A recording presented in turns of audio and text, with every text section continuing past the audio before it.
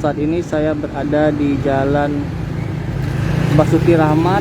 Di sini kita lihat pekerja sedang melakukan pembangunan flyover Simpang Skip Palembang. Nah, untuk flyover Simpang Skip Palembang ini ditargetkan rampung di bulan Desember 2023. Pembangunan flyover Skip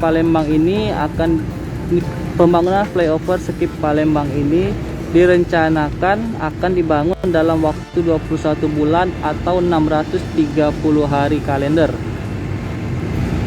Ini kita lihat para pekerja sedang melakukan pembangunan flyover Skip. Dan adapun spesifikasi pembangunan FO Skip Palembang, panjangnya mencapai 660 meter dengan panjang jembatan sepanjang 190 meter dan lebar 470 meter. Dan kemudian lebar FO nya 18,40 meter yang dibuat 4 jalur dengan 2 arah.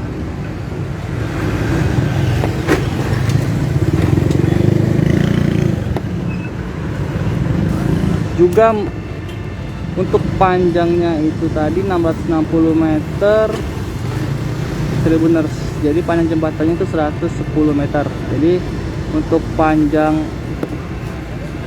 panjang totalnya 660 meter, sedangkan untuk panjang jembatannya itu 190 meter menggunakan 4 lajur dan 2 jalur Tribuners. Jadi flyover Skip ini ditargetkan rampung 21 bulan, yaitu selesai di bulan Desember tahun 2023 ini.